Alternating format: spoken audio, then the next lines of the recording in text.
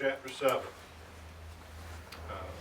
I mentioned at the beginning of this book, the first 6 chapters of Daniel are about his life and times, and plus the one on Shadrach, Meshach, and Abednego. And now these second 6 chapters are prophetic.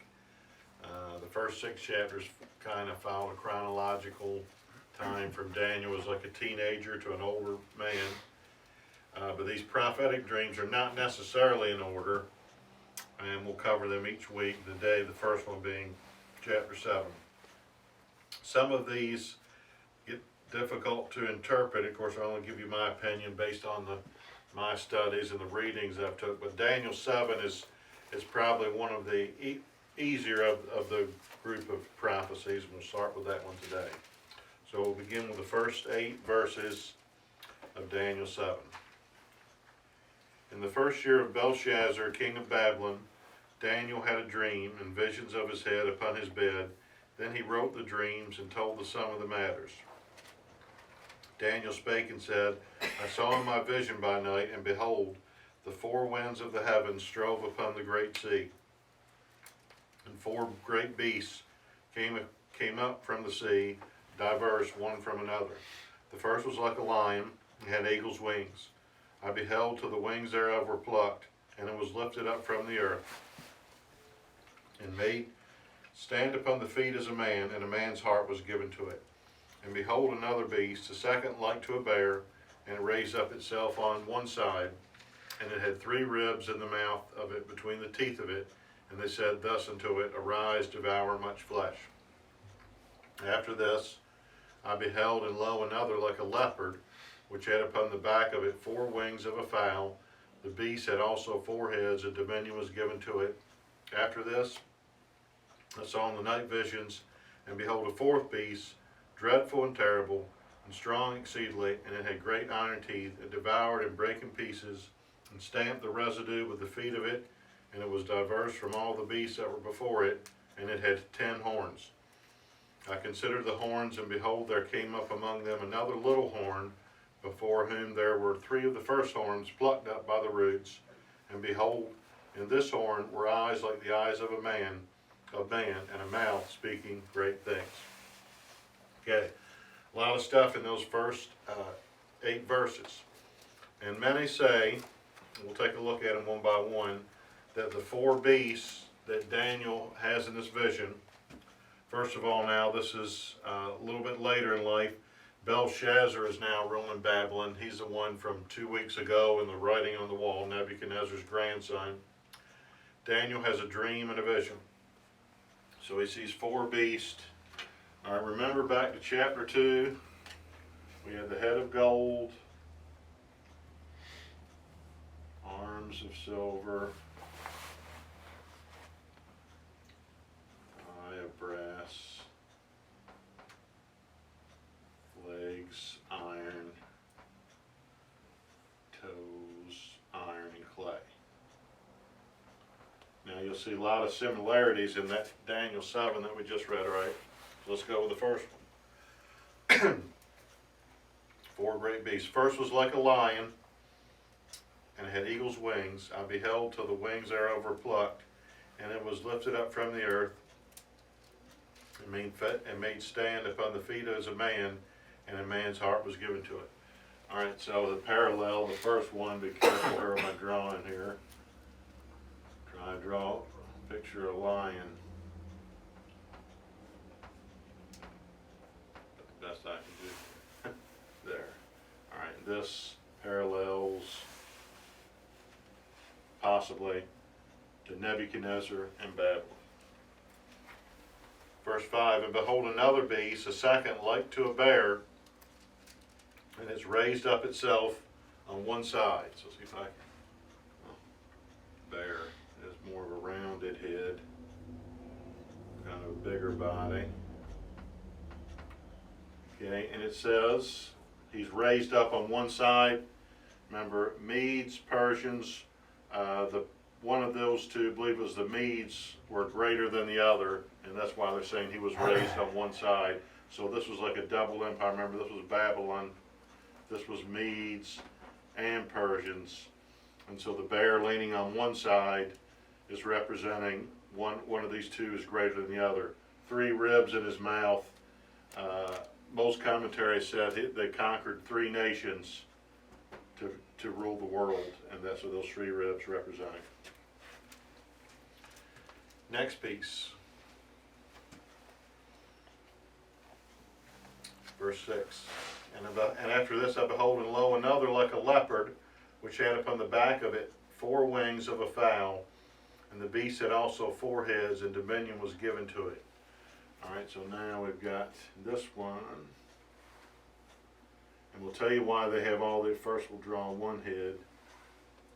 Leopard, spots. But then it says it has 4 heads, so we'll do this. And I'll show you why they say that. Of course, it has feathers. The lion also had feathers on it. We'll talk about that in a minute. So that's beast number 3. And finally, verse 6. And continuing verse 7. Then I saw in the night visions, behold, a 4th beast, dreadful and terrible, and strong exceedingly, and it had great iron teeth. It devoured and brake in pieces, and stamped the residue with the feet. And it was diverse from all the beasts that were before it, and it had 10 horns. So just, this is iron, and just imagine, we'll just draw them, just picture that being a beast, 10 horns.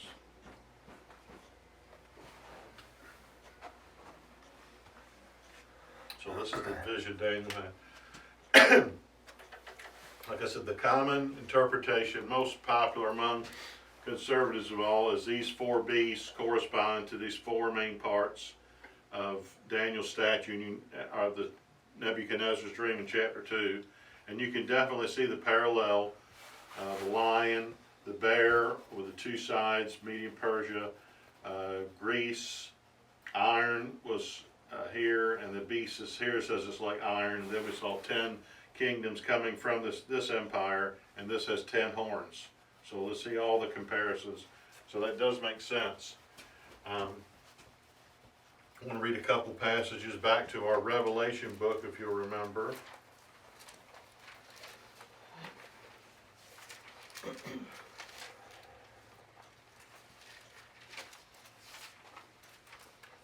And how these, to show how these 2 books go together. Revelation 13.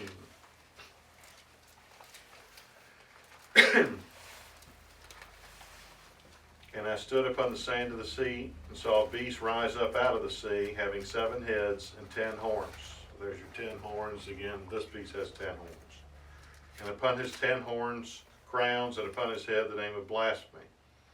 And the beast which I saw was likened to a leopard, like you can compare it here.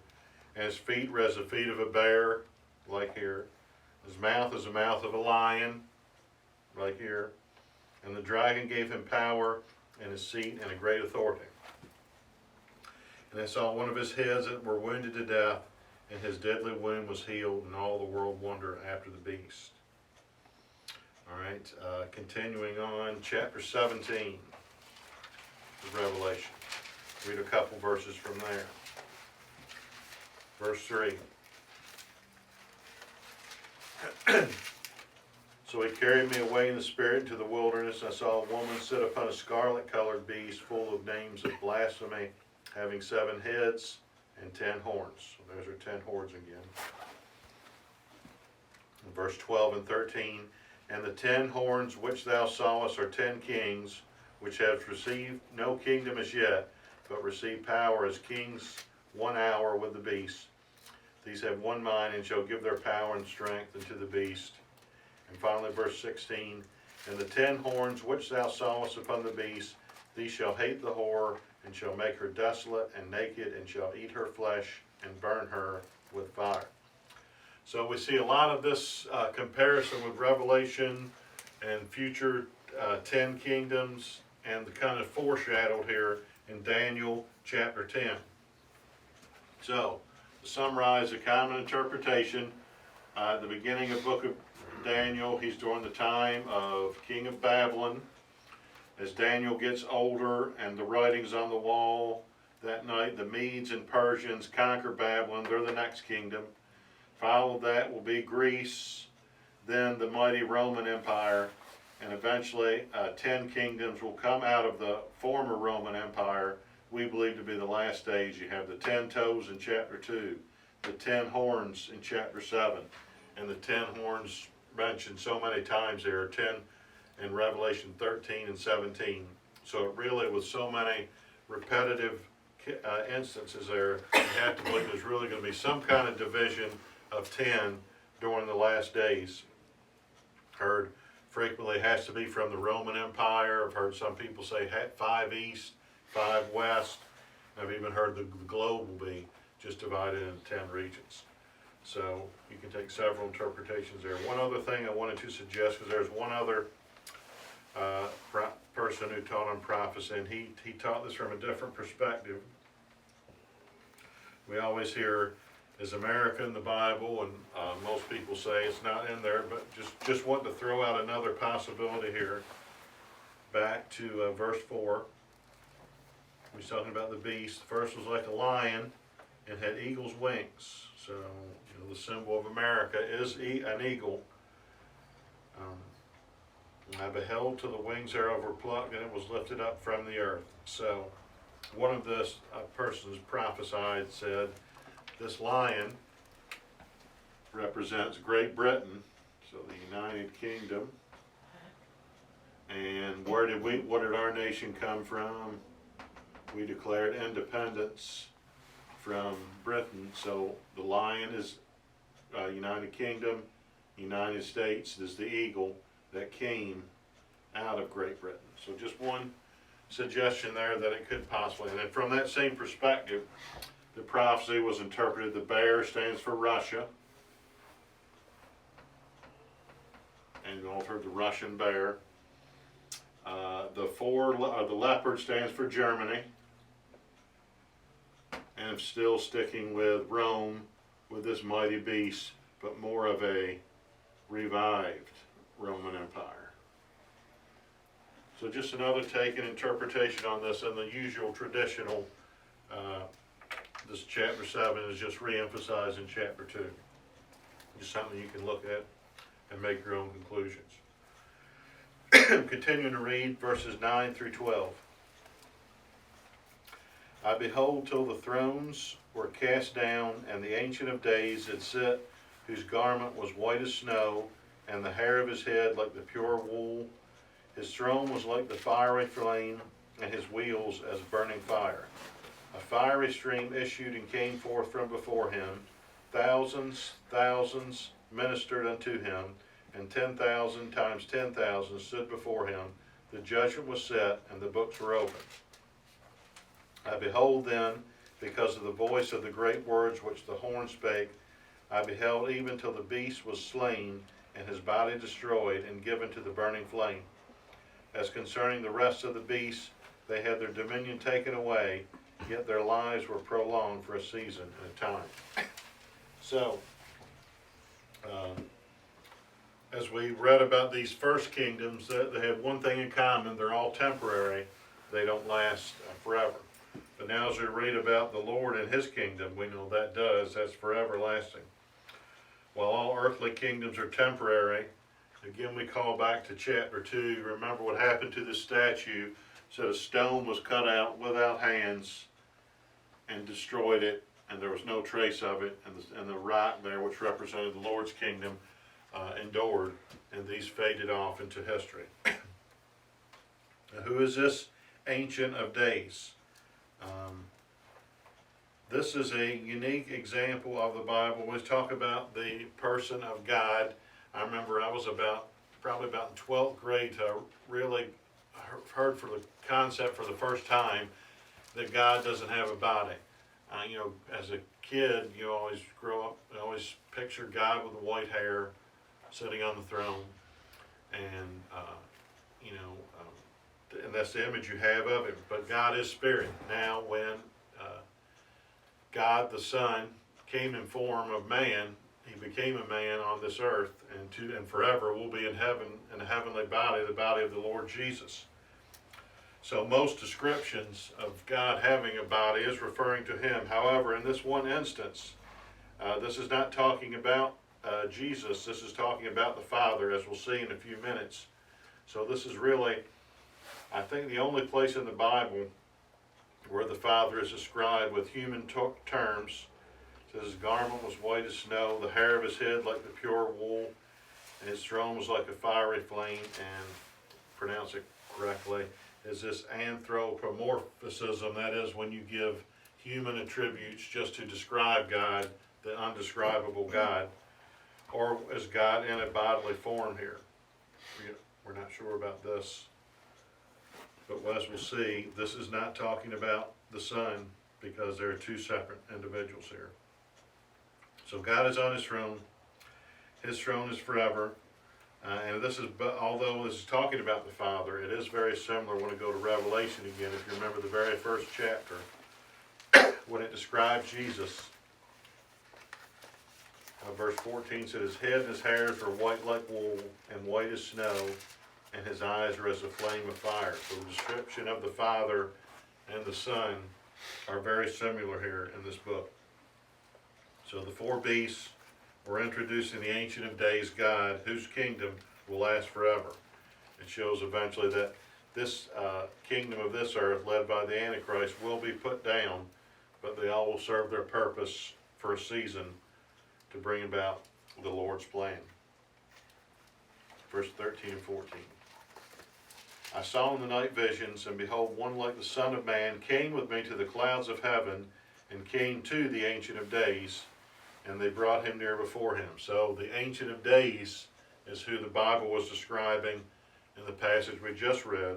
And then it says, like the Son of Man came in the clouds of heaven and came to the Ancient of Days. So this is showing the separation of the Godhead, even though we really didn't get a full revelation of the Trinity until the New Testament.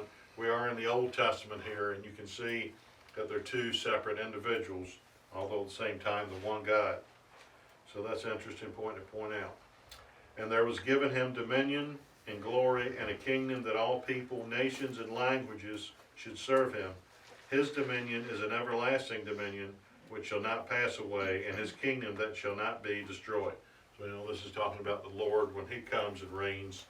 His reign will be forever. These are all temporary, leading up to his kingdom, and when the time comes, the Ancient of Days, the Father, will hand it over to his Son, the Lord Jesus Christ. Remember, this is written 500-600 years before Jesus came to earth, so in a prophetic nature, as the things to come.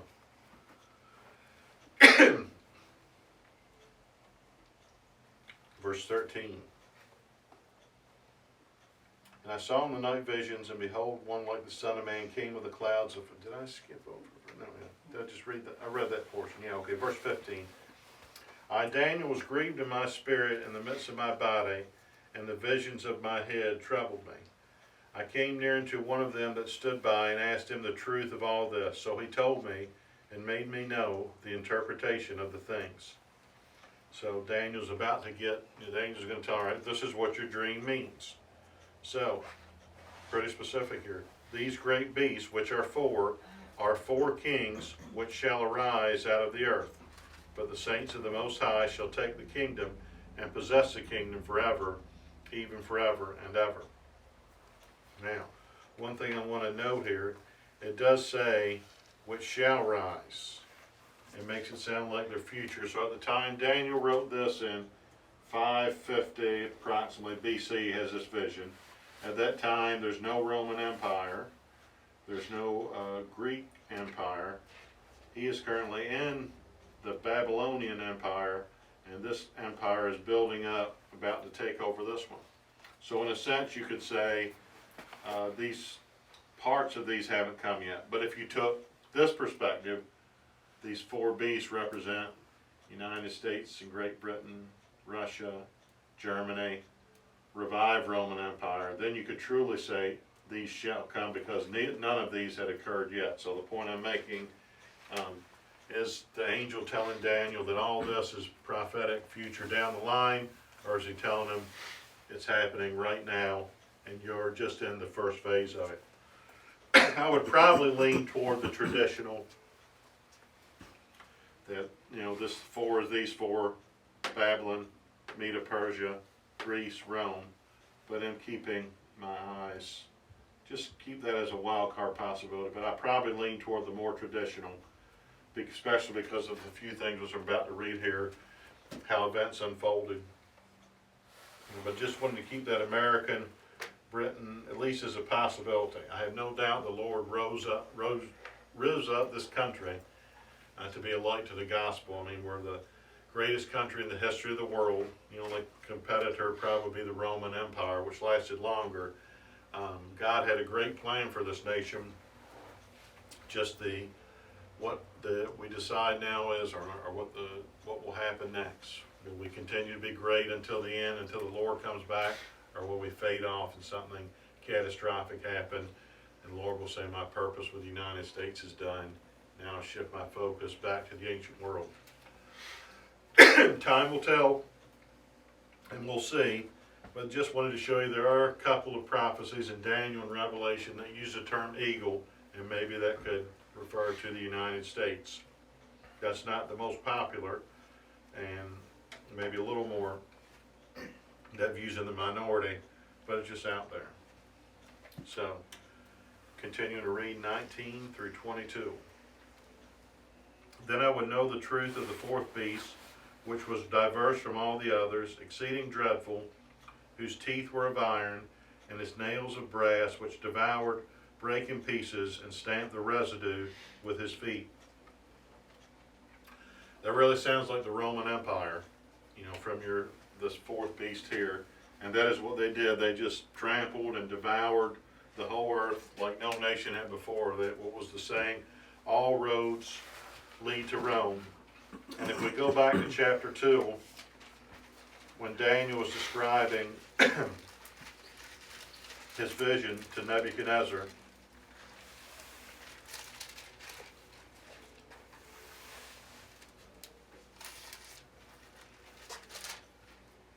verse 40, and the fourth kingdom shall be strong as iron, for as much as iron breaketh in pieces, and subdueth all things, and as iron that breaketh all things shall it break in pieces and bruise.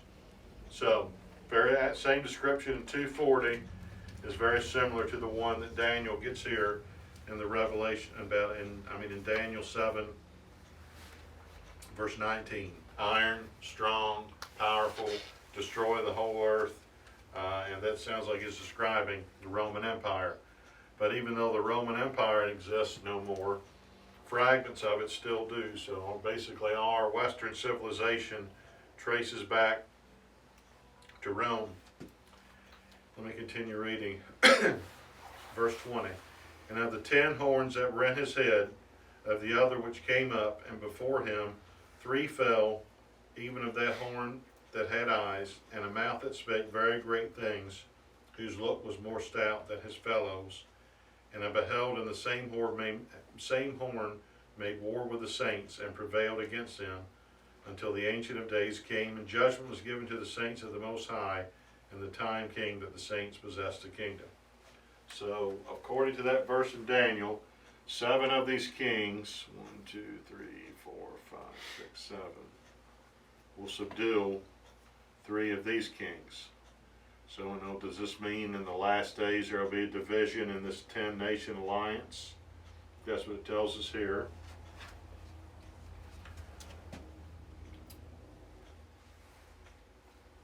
And then I want to talk a little bit about the horn rising up out of this. What do we close with? All right, verse 23. Thus he said, the fourth beast shall be the fourth kingdom upon the earth, which shall be diverse from all kingdoms, and shall devour the whole earth, and shall tread it down and break it in pieces. So again, always gives that same description. It sounds like it's describing Rome. And the 10 horns out of this kingdom are 10 kings that shall arise. All right, now listen to this. And another shall rise after them, and he shall be diverse from the first, and he shall subdue 3 kings. So what they're saying, from these 10 kings will arise the Antichrist, and he's going to be the one who will subdue these 3 kings. So the Antichrist comes from these 10 kingdoms. The traditional interpretation is the Antichrist will come from somewhere in the revived Roman Empire. And you can't, it's hard to pinpoint that down because they basically, they covered so much territory. The tradition is some European nation, but we don't know for sure. But that's the one that usually, because of all this emphasis on Rome and the 10 kingdoms that come from Roman Empire, and the one horn, the Antichrist coming from those 10 kings, that's why most people make the interpretation that if the Antichrist is going to come from somewhere, it's probably going to be from that part of the earth. Verse 25. We can definitely tell it's him when it describes the things he's doing here. And he shall speak great words against the Most High, and shall wear out the saints of the Most High, and think to change times and laws, and they shall be given into his hand until, remember this term now, time and times, and the dividing of time. Remember we talked about that in Revelation. But the judgment shall sit. All right, let me just stop there. Remember I mentioned in Revelation, we're always taught there's a 7-year tribulation because of Daniel 9, which we'll talk about in a couple weeks. But I said everywhere in Revelation, there's never mentioned 7 years. We've got 42 months listed, 1,260 days listed, which is 3.5 years. And then we have this famous phrase, time, if you remember, it was 1 year, times, trying to write upside down here, 2 years, and half a time, 1/2, 1 plus 2 is 3, plus 2 is 3.5 years. All this major stuff happens in a 3.5 year period. And this phrase is repeated also in Daniel, the end of verse 25. And they shall be given into his hand until the time and times and the dividing of time. So the main rule of the Antichrist will be the last 3.5 years before Jesus comes. And there's an event that will occur that will signal that.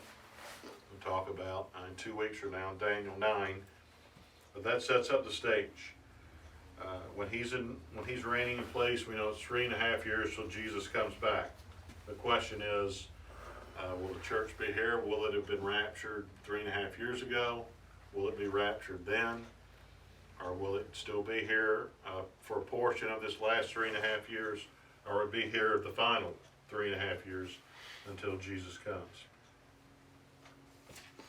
We all know which one it is. No, we don't. We all have opinions of which it is. But then it goes on to say what happened. But the judgment shall sit, and they shall take away his dominion to consume and destroy it unto the end. And the kingdom and dominion and the greatness of the kingdom under the whole heaven shall be given to the people of the saints of the Most High, whose kingdom is an everlasting kingdom, and all dominion shall serve and obey him. So we're showing that at the end of this 3.5 years, the Lord will take over, wipe out the Antichrist, and set up the king, set up which we know from future references as a 1,000-year kingdom of the Lord. And then we'll know how it closes out. Daniel, hitherto in the end of the matter, as for me, Daniel, my cogitations much troubled me, and my countenance changed in me. That was a King James word, but I kept the matter in my heart. So this vision and dream that Daniel had incredible content, and it ended in a good way with the Lord establishing his kingdom. It was also troubling to him. I mean, he saw the many wicked empires that were going to come to this earth and all the destruction that they would occur, accumulating with the Antichrist at the end. So it was very, very troubling. At the same time, even though everlasting righteousness will prevail, he saw a vision of difficult times ahead. So this is the first of the 7 visions and dreams that Daniel has. Each year, each chapter of these final 7, it lists what time it was. This is the first year of Belshazzar. Next week it says in the 3rd year of Belshazzar, and some's under Darius, one's under Cyrus. But it progresses, and all throughout Daniel's life, the Lord has given him these visions. So, if we go with a traditional interpretation and put these four beasts together, the first represents Babylon, which was conquered by Medo-Persian Empire. Next was Greece, and this leopard here, 4 heads. Well, I've heard of Alexander the Great, conquered the world, I think before he was 30-year-old, died at 32, and when he died, he split his kingdom into 4 categories. 1, 2, 3, 4, so the 4 heads of the leopard. Remember, Daniel's writing this all before Alexander the Great's ever born. Shows, the Lord reveals and knows all things. Next is the Roman Empire. Don't have the exact dates. 200 BC is about when it came into full power. 300 AD is when it started to fade, and then it broken up, and then you move into the European nation states, and Europe began to grow. But always each of these things suggests that in the last days, whether the 10 toes with this statue in chapter 2, or the 10 horns and this unknown beast in chapter 7, they both seem to point that in the last days of history, some form of division of 10 nations will rise up during the time of the Antichrist and just before the return of the Lord. So that's Daniel chapter 7 in a summary. And does anyone have any comments or questions about the things that we went over today? On 25, when it says, "And shall wear out the saints of the Most High," so that if the Antichrist is already here on the earth, then we're saints, so wouldn't we still be here during the first half of tribulation? That's one possibility. Now, I guess pre-trib interpretation would be, this is a Jewish book. This is written to a Jewish audience, and primarily the people on earth would be Jewish believers but who didn't go in the rapture. But in my opinion, it's talking about saints. Yeah. So yeah. I didn't get that last time I read the answer, but I got it today, so I'm not sure. But we'll find out. We know. Well, no matter the case, there's always going to be people on earth serving the Lord, and whether the rapture occurred or not, He's going to be persecuting who's ever down here. We can be sure of He's coming back that. to get the saints, so Yeah. that's why I was wondering if the Antichrist will rise before the rapture. Kevin, do you think it's possible that the Antichrist has already been born in this world already? I've thought that from the first time when I was about 11-year-old and saw the Omen and Omen 2, I've always thought he's probably here now, and I still believe that, because if I believe, the Lord's coming soon, I guess we can't know for sure, and it really appears like he'll probably come out of nowhere. So there's no way we're really, I'd say anybody who says now, this could be a candidate, this could be him, he falls into that, probably not. Probably someone who's behind the scenes, gaining power, and then Just right come at the on right stage. moment, he'll pop up. So if Jesus is coming soon, he's alive. I used to think it was Obama. Yeah. When he was president, I thought, I don't know if any of you saw that, there was a Bible miniseries a few years back. It went through the whole stories of the Bible, and when it got to Jesus, when he had the temptation in the wilderness, some critics complained and said the devil looked like Obama, and I was usually like, well, here they go, they're just picking at the Bible. Then I watched it, and it looked just like him. It looked just like him. Assuming it was a coincidence, but. Obama's in the news a lot Yeah. now. But I'm like you, I do believe this Antichrist will come on the scene quickly with great power. And everyone will just, and people will accept him, they'll just come, be drawn right to him. Yeah. So he'll tell them. And listen to anything he says, which the world has demonstrated what they've done in the last year, how they've just fallen into place. Just like they did with the country, they just fell. And then imagine with someone saying that with force behind them, and saying if you don't, pull out the guillotine. So imagine that even more. So yeah. A couple weeks ago, I was watching a documentary on TV, and it was saying that a couple weeks ago, they were doing some digging, around some, torn, crumbled buildings, clearing off some areas over there in the Promised Land. And, they dug up some scrolls, some, Dead Sea Scrolls. And so there's some more proof of, the histories of, Right, the beginnings. the and- words preserved for, in a dry, nice dry environment too, so they're able to, you know, didn't evaporate or wear out for all those thousands of years. And now it's just a kind of off hint, we're talking, how do you know the Bible, you know, is, we've got it accurately translated over here, so if you find a copy from here, and say this is a copy from the year 1200, and this is a copy from the year 200 BC. If this matches this, then you don't have to worry about anything in between because you know it was accurate. If it's the same thing in here, you know it was accurately translated over the years, and those monks and Jewish priests were very careful and counted the letters to preserve the written word.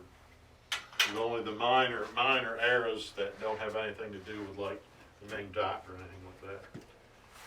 And including in those Dead Sea Scrolls is Daniel's writings, which are written before the time many of these events have happened.